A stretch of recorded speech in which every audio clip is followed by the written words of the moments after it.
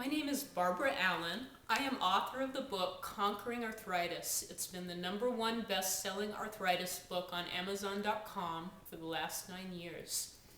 Today I want to talk about buckwheat pancakes.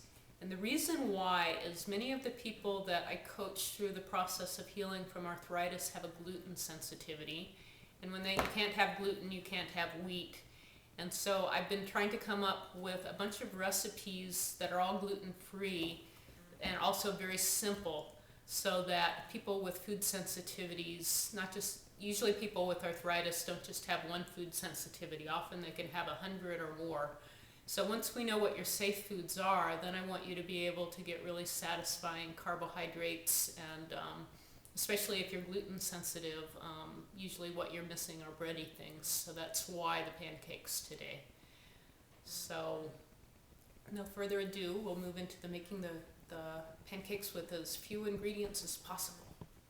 So here I'll be using buckwheat flour, and the Indian name is spelled K-U-T-T-U, kutu. And so I'm going to start with 1 cup of flour. This is sea salt, so I don't have to worry about any other allergens if I'm using pure sea salt. So just salt to taste. And then add enough water to make a pancake batter. So I'm the type of cook that just adds water until it's right. So I've started with 1 cup of water here, and we'll see how much I actually use.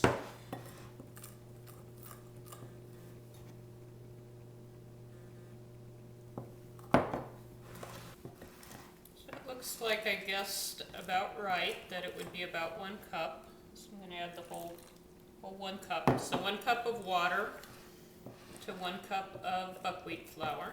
If you've got a gluten sensitivity, make sure that you get buckwheat that is processed, not in the same plant that is processed with wheat.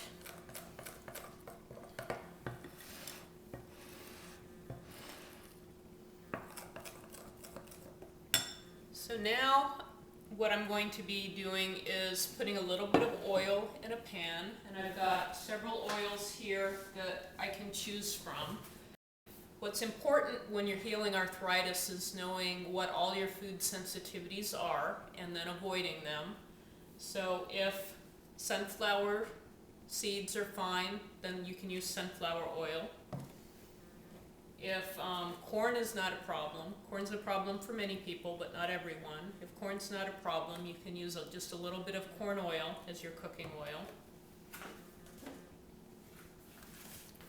If soy is not a problem for you, you could use a little bit of vegetable oil. That's usually what it says on the label when it's soy oil. Soy is a problem for many people, but not everyone. So if it's not a problem for you, you could use that. You could also use grapeseed oil, and that's a very healthy oil. Most people can tolerate it, but some people can't, so only use it if it works for you. Peanut oil is another oil that works for some people and not for others. So if it works for you, great. And olive oil is extremely healthy and probably the best oil to use if you can tolerate it, because it's very high in omega-9s, which are a healthy neutral oil. It's heart healthy and doesn't contribute to inflammation. So that's what I'll be using here today in the pan. So here's where we use the oil, and I reflexively just already poured enough olive oil in to coat the pan. You just want the pancakes not to stick. That's the only reason we're using the oil. Now I'm just going to put a little bit of batter in. Buckwheat pancakes don't stick together quite as well as wheat flour pancakes because they don't have the gluten. So don't make huge pancakes, make little ones, and then you won't have trouble with them falling apart. Then see how right away you're starting to get a few bubbles along the edges. What you want to do is actually wait until you get a few bubbles in the center before you flip them. And I like to start with a preheated pan, just cooks a little bit better that way. So I turn the heat on medium-low a few minutes before I poured the batter in, maybe about 3 minutes. What's really nice about using a cast iron pan that's been well seasoned is that you don't have to worry about heavy metal poisoning from your cookware. On occasion, people with autoimmune diseases such as rheumatoid arthritis, one of the contributing causes to their immune dysfunction is heavy metal toxicity in their body. That can come from aluminum, that can come from the Teflon coating on nonstick pans. So, as near as I can tell, this is about the safest type of cooking software to use. Probably ceramic is good as well, but I've not tried ceramics. I don't know how well that cooks.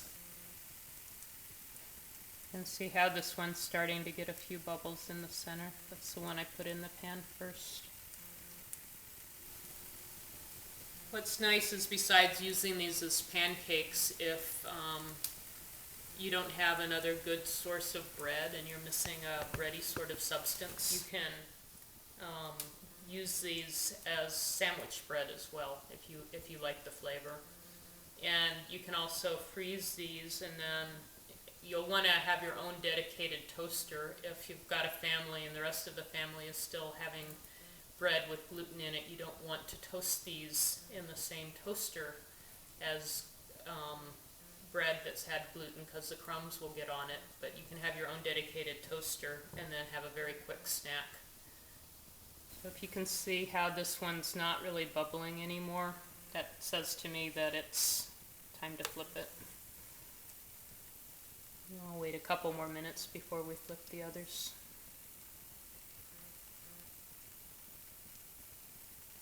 It looks like this one's got one huge bubble that's not quite breaking through.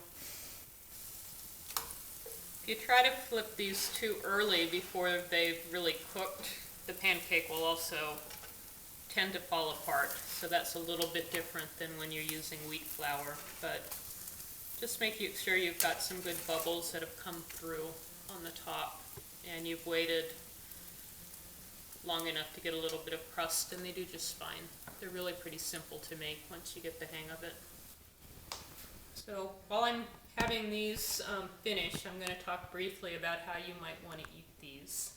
If you don't have a problem with yeast or not needing to avoid sugars or anything sweet, sweet things are very good with this. They tend to have a stronger flavor than wheat flour pancakes. So you'll either like it or you won't, or maybe you'll be neutral towards it. But having something with a lot of flavor is one way to get variety with the buckwheat flavor and cover it up if you don't like it. Another way, even if you like it, that complements the buckwheat really well is having these with savory things. So sometimes people aren't able to have sweets, but they can still have fermented things like pickles or sauerkraut, which are very good for probiotics, which will help heal your stomach. And it's an unusual idea if you're thinking about breakfast. It's not so unusual if you're thinking about a gourmet type of dinner or lunch. But you may find that something like sauerkraut, if you can have it, really goes very, very well with this.